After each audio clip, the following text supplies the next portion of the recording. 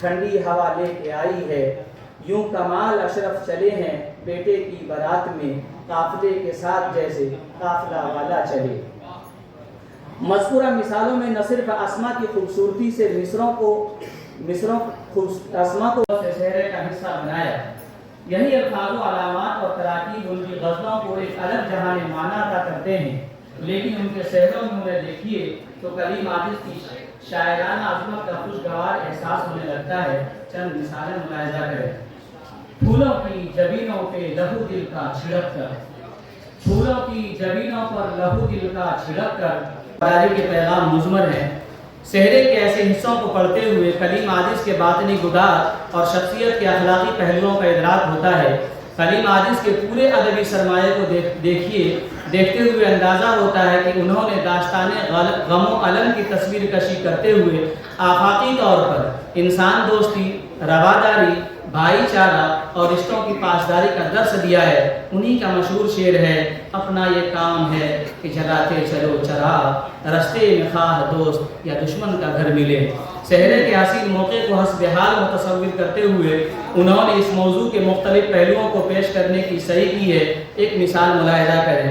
سمیٹے پھرتی ہے بس ننگ و نام کو دنیا، بھلائے بیٹھی ہے اپنے مقام کو دنیا، نہ دل کو سمجھی نہ دل کے پیام کو دنیا، ترس رہی ہے محبت کے جام کو دنیا، پھر آج بھر کے محبت کا جام دے دو اسے، نکمی بیٹھی ہوئی ہے یہ کام دے دو اسے۔ اس مثال میں درس محبت کے ساحرانہ پیغام کو محسوس کیا جا سکتا ہے۔ شاعر کی عصری حسیت یہاں پوری طرح تابندہ ہے۔ آج ہم ایک ایسے عبوری دور سے گزر رہے ہیں جہاں انسان میں انسانیت کا فقدان ہے۔ یقیناً انسان محض جسمانی ساخت کا نام نہیں، اس کا بنیادی خمیر ہی انس سے اٹھا ہے، لیکن آج کے انسان کو اپنے وجود کے اس اہم عنصر کا احساس نہیں۔ عالمی سطح پر آج کا انسان اخلاقی بحران کا شکار ہے۔ ایسے تناظر میں ایک حساس اور بیدار مغز شاعر اپنے وقت کی اہم آواز ہوتا ہے۔ کلیم عاجز نے اپنی بساط بھر وقت کی آواز بننے کی کوشش کی اور کامیاب رہے۔ کلیم عاجز کے سہرے میں منظر نگاری کا بھی بھرپور اہتمام ہے۔ یوں تو ان کے تمام سحروں کو پڑھتے ہوئے قاری بھی کچھ دیر کے لیے اس محفل عقد میں خود کو شریک پاتا ہے۔ یہ بات بلا تردد کہی جا سکتی ہے کہ کلیم عاجز نے پوری توانائی کے ساتھ محفل عقد کو اپنے سحروں میں مجسم کرنے کی کوشش کی ہے۔ ایک چلتا پھرتا اور جیتا جاگتا سما نظروں کے سامنے گھومنے لگتا ہے، ہر طرف چہل پہل ہے، سہرے سر پہ سہرے سج رہے ہیں، سلام کلام ہو رہا ہے، بارات آ رہی ہے یا جا رہی ہے، چہرے کھلے کھلے ہیں، خوشبو تقسیم ہو رہی ہے، شربت کا دور چل رہا ہے، دعائیں دی جا رہی ہیں، بلائیں دی جا رہی ہیں، گلی کوچے حتیٰ کہ محلے بستی اور شہر تک رقصاں ہیں۔ ان سب جزیات کی حیرت انگیز تصویر کشی نے ان شہروں کو یادگار بنا دیا ہے۔ شاعر کی نظر میں کیسے کیسے مناظر کی یہ بہت اچھی کوشش ہے کہ جو بہار کے خاص طور پر ادیب ہے، شاعر ہے، ان کے تعلق سے باتوں کو بار بار یاد دلا کر کے ان کی یاد کو زندہ رکھیں، اور ان کا جو بھی فن ہے یا جو بھی ان کا میدان ہے اس کے بارے میں نئی نئی باتوں کو لوگوں کے سامنے پیش کریں، اور اس میں بڑی حد تک کامیابی بھی ہے۔ مثلاً آج ہی جو دونوں تقریب ہوئی پرویز شاہدی کے بارے میں اور کلیم عاجز کے بارے میں، تو پرویز شاہدی کے بارے میں بہت ساری باتیں ایسی تھیں جو لوگوں کو نہیں معلوم، لیکن آج کے مقالہ نگاروں نے اس کے بارے میں بڑی اچھی سی بات بتائی۔ یہ بھی بتایا کہ اگر پرویز شاہدی تھوڑا اپنے پھول سے باہر رہ کر کے ہوتی تو آج اور بڑی شاعر کے طور پر جانا پہچانا۔ اسی طرح کلیم عاجز کے بارے میں بھی آج بہت ساری اہم باتیں ہوئی جن میں دو لوگوں نے بڑی خاص باتیں کی۔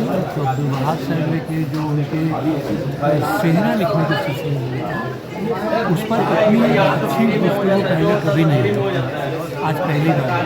اور قاسم قصی صاحب نے اپنے صدارتی خطبے میں بھی بہت عمدہ بات کی، خاص طور پر ان کے اوپر جو میر کی پیروی کرنے کی ایک سازش رہی ہے، حالانکہ اس کے بارے میں انہوں نے خود بھی ایک جگہ لکھا ہے کہ یہ جو بولو ہو کرو ہو کہو، یہ میر کی زبان نہیں ہے بلکہ یہ مگدھ کی ایک اچھی بات۔ دیکھیے، اردو ڈائریکٹریٹ کی بہت دنوں سے کوشش چل رہی ہے جو یادگاری تقریب کے سلسلے میں تو ہم سمجھتے ہیں کہ یہ بہت ہی خوبصورت سلسلہ ہے، اور آج جو کلیم عاجز یادگاری تقریب میں مجھے صدر بنایا گیا، میں اس کے لیے بہت بہت شکر گزار ہوں اردو ڈائریکٹریٹ کا بھی۔ اور دیکھیے، سب سے بڑی بات یہ کہ ہم اگر اپنے اسلاف کو یاد کرتے ہیں، اور جو نسل بھی اگر وہ اپنے اسلاف کو بھول جاتی ہے، تو اس کا مطلب ہے کہ وہ قوم جو ہے وہ پھر زندہ و تابندہ نہیں ہے۔ تو سب سے بڑی چیز اور سب سے اہم بات جو یہ اردو ڈائریکٹریٹ کے جو پروگرام ہو رہے ہیں، اس پروگرام میں جو سب سے خوبصورت بات ہمیں یہ لگ رہی ہے کہ ہم اپنے اسلاف کو یاد کر رہے ہیں، چاہے ان کی ادبی فتوحات کو یاد کر رہے ہیں، ان کی شخصیت کو یاد کر رہے ہیں۔ تو اس کا فائدہ یہ ہو رہا ہے کہ جو ہماری آنے والی جو نسل ہے، جو نئی نسل ہے، اس میں ہم اس کو منتقل کرنے کی کوشش کر رہے ہیں۔ ہم نے یہ فریضہ کبھی انجام نہیں دیا۔ دراصل ہوتا کیا ہے کہ کتابیں ایک الگ چیز ہے، کتابیں کہاں تک پہنچ رہی ہیں، کس طور پر پہنچ رہی ہیں، کتنی اس کی معتبریت ہے، یہ تو ایک سوال الگ ہے۔ لیکن یہ سوال ضرور ہے کہ بھائی جن لوگوں نے کلیم عاجز صاحب کو دیکھا، جیسے ہم نے دیکھا تھا، راشد صاحب نے گفتگو کی، تو جو ہم نے دیکھا تھا، جو ہماری آنکھوں نے دیکھا ہے، جو ان سے ہم نے استفادہ کیا ہے، تو ان ساری باتوں کے حوالے سے ان ساری باتوں کو جاننے کی بے حد ضرورت ہے ہماری نئی نسل کو، نئے لوگوں کو بھی۔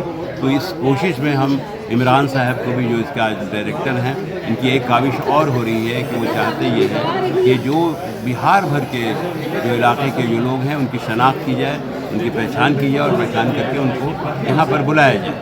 تو کلیم عاجز صاحب کو ہم اس لیے بہت زیادہ معتبر اور محترم سمجھتے ہیں کہ وہ ایک تو میرے استاد بھی رہے، اور دوسرے کہ عالمی ادب میں بہار کا سب سے مقبول ترین شاعر شاد عظیم آبادی کے بعد اگر کوئی ہے تو اس کا نام ہے کلیم عاجز، اس لیے کہ وہ کہتے تھے کہ بات چاہے بے سلیقہ ہو کلیم، بات کہنے کا سلیقہ چاہیے۔ بہت شکریہ۔ اپنا پریچے بتائیں۔ میرا نام ڈاکٹر قاسم خورشید ہے، میں صدر لینگویج CRT بہار رہا۔ ٹھیک، تھینک یو سر۔ بہت شکریہ۔